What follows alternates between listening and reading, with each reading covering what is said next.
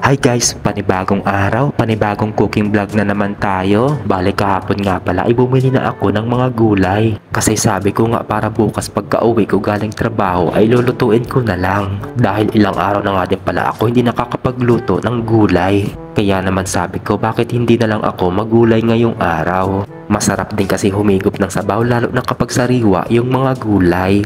Kaya sa mga oras na to ay nakuha ko na nga rin pala yung mga gulay doon sa loob ng ref. Ibinabad ko nga muna pala yung frozen na giniling para mabilis na lang siya lumambot.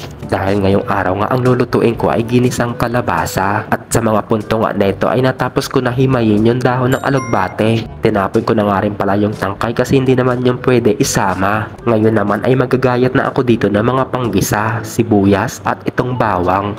Pagkatapos kong agayatin yung bawang ay huhugasan ko na rin itong kamatis at itong siling green. Para nga kapag ginayat ko ay malinis na. Pagkatapos ko nga mahugasan ay sininimulan ko na rin ito gayatin. At sa mga punto nga nito ay hindi ko na tinanggalan ng buto. Pero sa ibang video ko ay inaalis ko talaga itong buto. Dahil nga may nakapagsabi sa akin na pwede daw ito maging sanhi ng sakit. Pwede daw kasi itong tumubo sa loob ng tiyan mo at baka doon mamunga. Charot lang. Pero hindi nga ako naniniwala kasi matagal ko na ito sinasama sa pagluluto. Sa mga punto nito ay isinunod ko na hatiin yung kalabasa. Hinati ko nga muna para hindi ako mahirapan sa pagbalat. Pagkatapos ko nga mabalatan ay kumuha ako ng kutsara. Gamitin ko kasi pang tanggal dito sa buto niya. Alam nyo ba dati guys, itong buto ay binibilad namin dati at kinakain. Basta ibilad mo nga lang ito sa araw at pwede mo na rin kainin yung laman niya. Masarap din kasi yung laman niya at matamis-tamis. Pagkatapos ko nga pala matanggal yung buto ay sinimulan ko na rin gayatin. Ginayat ko nga lang pala siya sa laki na gusto ko.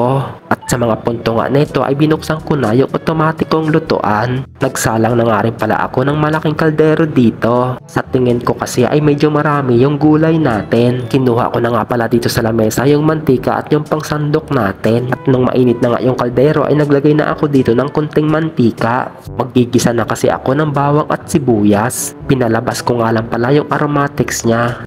Saka ko naman isinalang itong frozen na giniling natin. Medyo may konting yellow pa pero all goods na yan. Hinuli ko na nga ang paglagay ng kamatis dito kasi nakalimutan kong gisahin kanina. Mauuna dapat yung kamatis bago yung giniling. Pero nandyan na kaya all goods na yan. Nung medyo golden brown na yung giniling ay hinihulog ko na yung kalabasa. Tatlong siling green nga pala yung inilagay ko para I love you. Tapos tinubigan ko na rin ng malinis na tubig. Tatakpan ko nga lang muna ito hanggang sa kumulo. Pagkatapos ng ilang minuto sa pagpapakulo ay naglagay na rin ako dito ng chicken cubes. At syempre lagi kong sinasabi itong magic sarap na love ko. Not sponsored po yung magic sarap na ginagamit ko dito. Inilagay ko na nga rin pala yung dahon ng alugbate. Sa pagkakaalam ko nga at sa pag-research ko ay napakadaming bitamina daw itong alugbate. Isa na nga din daw sa mga benepisyo na makukuha mo ay para maging strong pa ang relationship nyo. Charot lang. At sa mga punto nga nito ay nakapagsandok na ako para makapaghigop-higop ako ng mainit-init na sabaw. Magpapapak nga muna ako ng gulay at tamang higop ng sabaw. At sa mga punto nga nito ay lumalabas yung mga pawis ko. Ilang araw na din kasi ako hindi nakakapagluto ng sinabawan. Pagkatapos ko nga magpapak ng gulay, syempre hindi mawawala yung kanin dito.